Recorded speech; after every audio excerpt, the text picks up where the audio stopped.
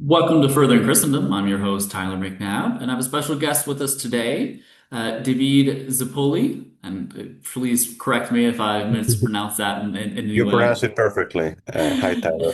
Thank you for Uh, inviting me. and I've been a fan of David's work for a while, at least a handful of years. He writes some interesting things, some things that are even controversial. And so, at least for certain spheres, for certain studies, um, David is a comparative philosopher and does a lot of stuff on Buddhism and Taoism and has really cool papers on if Taoism has a creation story. That's like an ergo, I think, or somewhere. Yes, there we go. You've got a paper on Buddhist theism and religious studies, and now you've got a new paper out on Taoism and whether or not we can kind of understand the Tao to be God, right? Same referent, that sort of thing. Yes. So, like I said, a man not shying away from controversy. How are you doing today? I'm doing great. Yes. Thank you for inviting me once again. It's nice to talk to you. Yeah, nice to talk to you besides Messenger, right? Yeah, Um, right. and I look forward to seeing you. Now you're moving closer to me. You'll be in A bit China closer soon. Yeah, from and Japan to so China. we'll have to see each other in the real life sometime in the future. Yes, hopefully we can find some conference in That's Vietnam or right. China or That's somewhere right. somewhere else. Vietnam, Yeah. China, Japan, something. Right. So we'll just go ahead and get into it. So we're going to talk about your recent paper on Taoism and God and whether or not that's the same referent. Some comparative philosophers make the claim that we can't compare religions of the East with religions of the West, right? Why is that? And why do you think that's kind of like ironic? Okay, so as far as I know, there are very few people that would kind of uncontroversially or straightforwardly make the claim that we cannot compare, right? However, I think that it's the case that when you do comparative philosophy or cross-cultural philosophy, there are, so to speak, two pitfalls that you want to avoid, right? And so one of these pitfalls is that of kind of overimposing your conceptual categories on the tradition that you are studying so that you obscure their insights. And the other pitfall is kind of making the two traditions so different, so lacking common ground, that basically they have nothing to say to one another, right? Yeah, And I complete think aliens, that, basically, right? yes, exactly. And I think that a lot of people are very concerned about the first pitfall, like they want to avoid overimposing categories. And in my view, in order to avoid that pitfall, which is good to avoid, they end up exaggerating on the other side. I think that some of these people would argue, or many of these people would argue, that I exaggerate on the side of insisting on the similarities. But I think that's important. And so if I can add something, my point here is largely methodological, right? So I take it as a methodological given in philosophy and I think other disciplines as well, that when you use certain terms, you're not just using them as they're understood in ordinary language, because ordinary language is too kind of polysemic, too ambiguous and so forth, kind of precify their meanings to make them useful tools of theoretical inquiry, right? So even if, it might be true that if I talk about whatever, creation in early Taoism or agency in early China, even if it might be true that there are ordinary uses of the term creation and agency such that those terms wouldn't apply to that early Chinese context, I mean, it is still the case that a precisified version of these terms can do a lot of explanatory work, and that's what I try to do. Yeah, so do you think maybe it's kind of maybe initially it swung kind of like in the former way where maybe there was too much kind of convergence and synthesis being seen and kind of too much imposing categories, foreign Mhm. categories to particular religious traditions or philosophical traditions. But now it's kind of like swung the exact opposite way where now it's like everyone's just like, oh no, completely different, totally alien, nothing in common. And now it's like trying to get the pendulum to come back more in the center. Is that kind of how you understand it? Yes, actually, I would say that in the past 10 years or so, it's actually opening up a little Mm. bit. So if you look at publications in the 80s and the 90s by people Hmm. like David Hall, Roger Ames, and A.C. Graham, they tend to insist on a lot of differences Hmm. between traditions. And some of these differences are there, but I think that they tend to be overemphasized a Right. lot. For example, Robert Neville has a paper that was published in Philosophy East and West, I think in the 80s, Uh-huh. which was about creation in early China, right? Mm. So he was kind of a pioneer of this cross-cultural approach, as I view it. And David Hall responded with a paper called, uh, well, I'm forgetting the title, but basically he was arguing that there is no metaphysics in classical Chinese Yeah. philosophy, and that doing metaphysics would be impossible because of the linguistic features of classical Chinese, which I think it's massively exaggerating on the other side. It seems to kind of commit to some version of the Sapir-Whorf hypothesis, which is doesn't have a lot of support in linguistics as well. Hmm. Yeah. Hmm. Yeah, well, now kind of branching into kind of more analytic philosophy of religion, Uh-huh. what's perfect being theology? So as I understand it, perfect being theology is a methodology that is used in philosophy of religion and philosophical theology to come up with a description of God, basically. And so there are different ways of spelling out the details, but kind of giving a general characterization. The idea is that perfect being theology, as you know, works in two steps. So first, you're providing a definition of God, and different definitions can be that of which nothing could be greater, that of which nothing greater could be thought, the greatest possible being. So some definition in terms of maximal greatness, basically. And then the idea is that you infer the attributes that God must have by virtue of satisfying the definition. You're kind of reverse engineering them. Okay. So, and perfect being theology allows for at least a couple of places for debate and disagreement. So one of those would be, okay, so what attributes do we infer? So maybe, someone can think, or maybe omnibenevolence or perfect moral goodness is a great making property. That is the kind of property that makes a being Mm. the greatest possible being. But some other person could say, maybe it's being beyond good and evil is actually a great making property. So you can see how there can be disagreement there. And another area of disagreement is, I think, what exactly do we mean by greatness and how do we understand the hierarchy?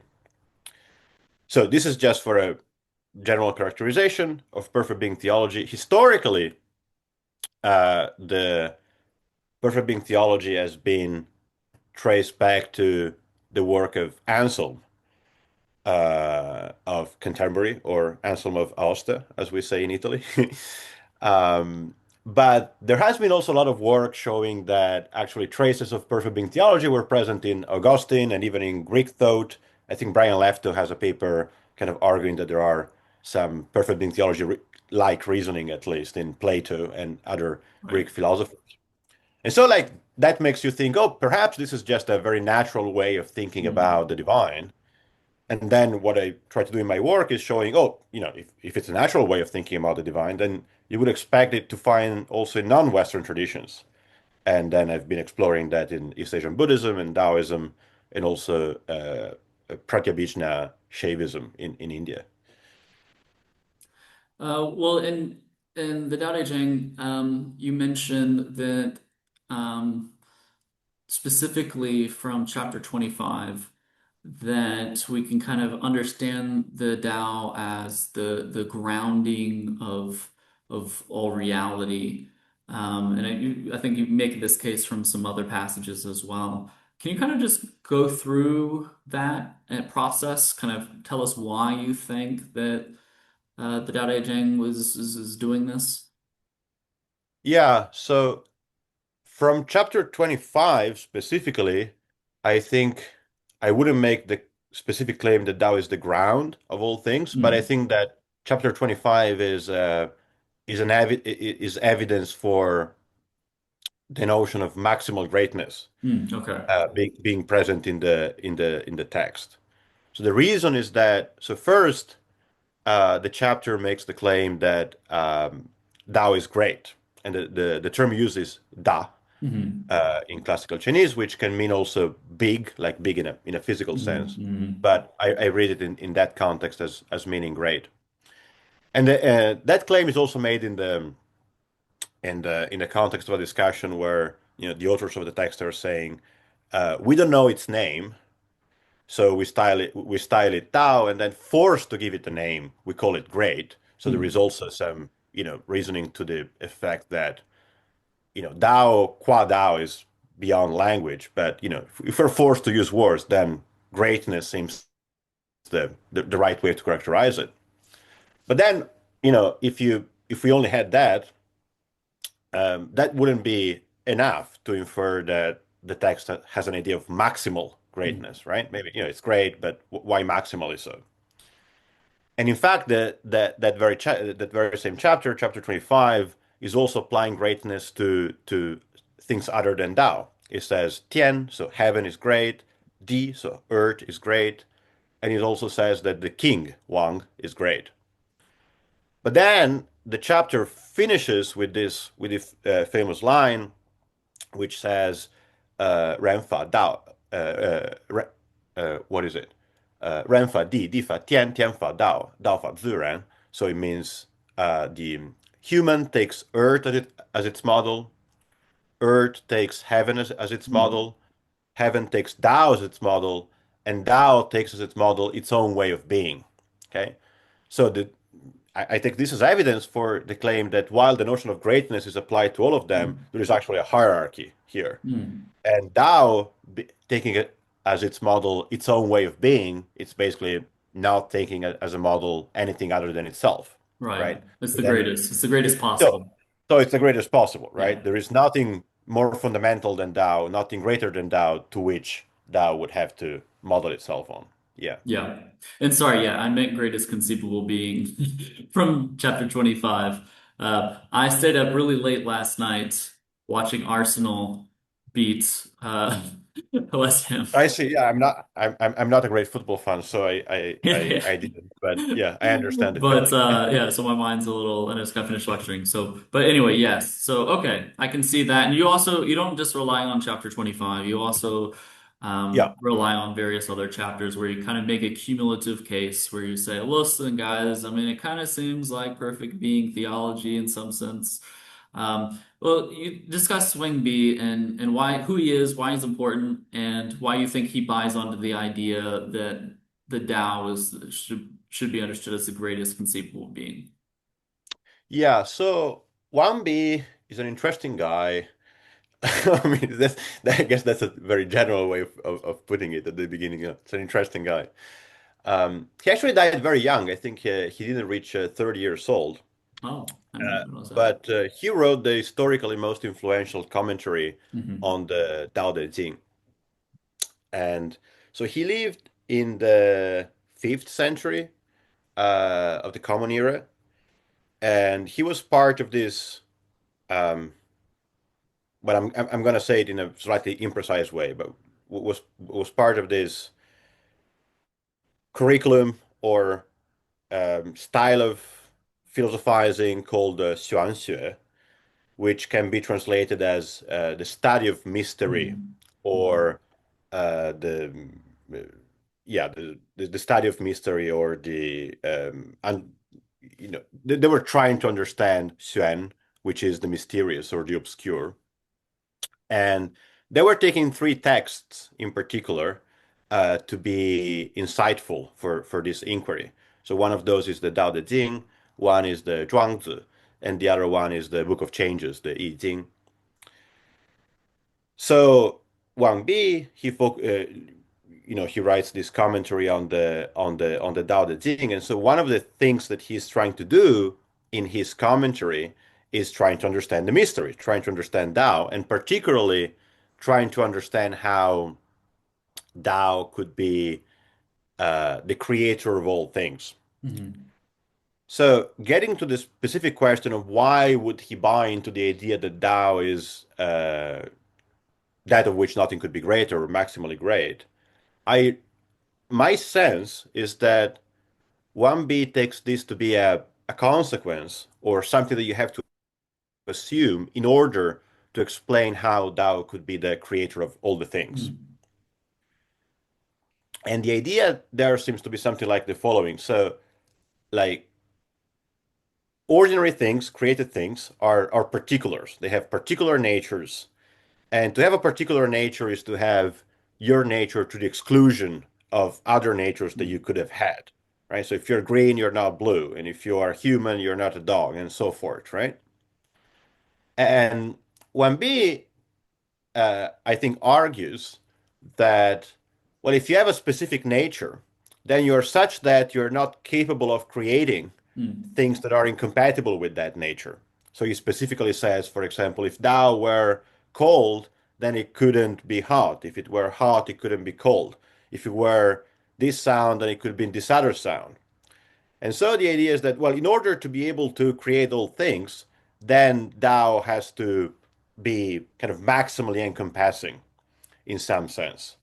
And I think it is from there that you get I see. a notion of maximal greatness, basically, in his thought. Okay, cool. Well, kind of on that same line of thought, um, you make the claim that the Tao, creates from itself, right? Yeah. Scholastic theologians, here I have in mind, like Bonaventure, for example, um, they see that all of creation, right, are like vestiges of God. Hmm. God's creation, ultimately, God's creation reflects kind of configurations of God, we could say, right? Hmm. Little glimpses. Um, might these two views be aligned? Can we kind of maybe make sense of this idea that the Tao creates from itself with like God kind of creating little configurations, vestiges of himself? Is there some commonality there? Well, you know about scholastic theologians much more than I do, so I wouldn't be so certain about my answer. But um, about the point that, creation is in some sense a manifestation of the creator, Hmm. I definitely think that there would be commonality there. Okay. Yeah, that's kind of what Uh, I'm getting after. Yeah, yeah. Of course, I would probably also want to say that there are important differences, sure. such as, Tao is not understood as being conscious. It's not Hmm. understood as being a person. So there are important differences there. Right. Well, But even if you take like a scholastic view, like the sort of that I endorse, where God's not a person in any Mhm. univocal sense, right? God's not conscious in a univocal way. I think there's more ground for convergence when you do that. Yeah, that sounds Yeah. right to me. Yeah. Okay, cool. Oh, that's I mean, if helpful. you like, if I can add something, like if you are, if you're happy with understanding, like, God is the Father or God is a person in some kind of metaphorical sense, Right, right, right. then you do have Hmm. metaphorical personal Hmm. descriptions of Tao in the Tao Te Yeah. Ching, for example, as the mother, as the father, as an Yeah. ancestor, and so forth. So yeah, Yeah, so I that's would say he's those things like by analogy, right? But not Mhm.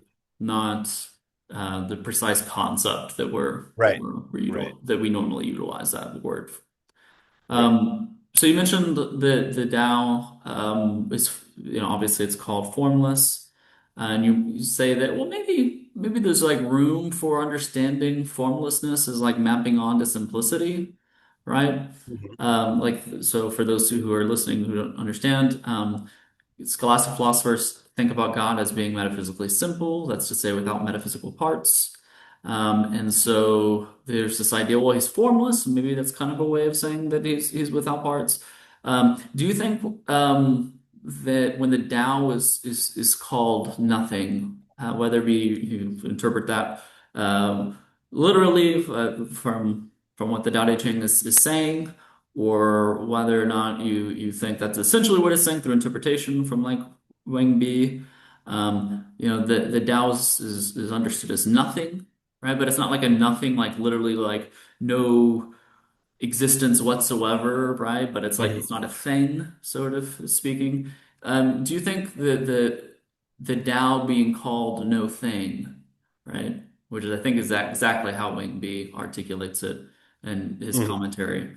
Do you think maybe that could also bring some evidence? Could help make the case. He's formless. He's no thing, right? Things have properties. This isn't that, right? This is beyond that. Do you think the idea of being called no thing could help the formless argument as well for simplicity? So would the nothingness help for the claim that Tao is metaphysically simple? Yeah, the no Yeah. thing, the Tao being no thing in conjunction with also being formless, kind of supplement each other to make the argument even more persuasive, is I guess what I'm asking. Yes. So, well, in short, the answer is I think it's yes. Like to elaborate a little bit more on how I understand nothingness. Hmm. So that's the concept of wu, which is opposite to yo, which you could translate as existence. Right. Now, in my paper on the metaphysics of creation in the Dao De Hmm. Jing, I make a case that there is a kind of one-to-one mapping between Hmm. the idea of existence and the idea of phenomenality or having Hmm. phenomenal form, and the idea of nothingness and not having a phenomenal form. So there, the idea is that so all things that exist are particulars, Hmm. and they are particulars because they have particular phenomenal properties that Hmm. make them what they are, Right. uh, in contrast to other things and in Right. contrast to other ways in which they could have been. Hmm. And Tao as nothingness Right. does not have any phenomenal form. Right. Not having any phenomenal form, it doesn't have particularity. So it's not Hmm. because that's a necessary condition to be a particular. So Right. not having phenomenal form is not a this or a that in opposition to something else. Is Hmm. it becomes the ground of all phenomenal forms. That's right. I think that that does lead to an idea of divine simplicity, although I'm also inclined to think that to the extent, I mean, of course, you can always infer more than the text says and try to make the view, update Sure. the view Sure. to a Sure. contemporary audience. But if you just look at the text itself, I Yep. think it would be an idea of simplicity that is restricted to phenomenal properties. Hmm. Right. So Right. it wouldn't include things like omnipotence and omniscience and so forth. Right. Well, I mean, it's similar, like the sort of tradition that I'm thinking, like the kind of Blackfriar Thomism of like Brian Davis, or Hmm. kind of if you want to go more historical, like Pseudo Dionysius and Bonaventure and so forth. The idea that um, God can't be a thing, right? Mm. If he's the grounding of all things, because that would be including in the things in which he's supposed to explain, and you might think Right. that's Yes. circular, etc. And so it seems like I think we're saying the same thing, where we're understanding no thing. You're understanding it maybe a little bit more in phenomenology lenses, Hmm. and I'm understanding it in maybe a little bit more of like property description Hmm. lenses. But I think essentially it's the same, no pun intended, thing that we're getting after. You think that's right? Yes, the ultimate couldn't be a Yeah. particular. Right, Yeah. right. Yeah. Particulars what possess properties, right? So if you Yes. Yes. if you think that God is not a that which possesses properties or a particular, etc., then he's simple. So Yes. yeah, yeah, Yes. yeah. Yes. And so in Yeah. the same way, if the That's Tao is correct. being described this way, the Tao is simple. Right. Okay, cool. Well, awesome, man. Well, tell me what are you working on right now? What do you have coming forward? Anything? Well, now I'm working actually on a couple of papers on just creativity, so nothing to do with the philosophy of religion Yeah, yeah, and yeah. and Taoism.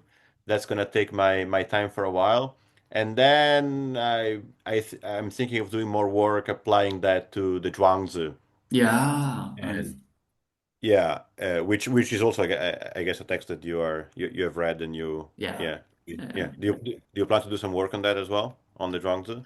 Not on Zhuangzi specifically, but I have interest still. You know, someone who teaches who taught in China and who teaches Right, in right. Vietnam, right? But yeah, the main, I guess my main kind of, besides secondary texts, primary texts that I'm interested in when it comes to Daoism is the Tao Ching, and then also Mhm. Wing Bi in his commentary. Right, right. That's kind of what I kind of have been situated. A little bit of Duongzi, but yeah, yeah. Well, that's So, already very rich. Actually, there is a new Dao companion to the philosophy of the Dao De Jing that came out like last week, or or, oh, thi- or, okay. thi- or this week maybe. That's a fantastic Yeah, book. I think I saw that. I think I saw that. Yeah, Yeah, I'll have to get that. that's going to be a lot of material to go through, but Exactly, exactly. exciting. Hopefully it's on Kindle because I can't get any books basically in and out of Vietnam. So Oh, really? It's because you don't have if not, Amazon it'll or have to something? wait till I visit another country in which I can order. Right. That sounds a lot of complications. Yeah. Yeah, yeah. All right, my guy. Well, thanks so much for joining us. Thanks for sharing your paper, and I hope people find it interesting and take a read. And I'm sure you'll get some responses in the near future. So I look forward to seeing your replies. Thank you very much for inviting me. All right, take It care. was fun. Bye.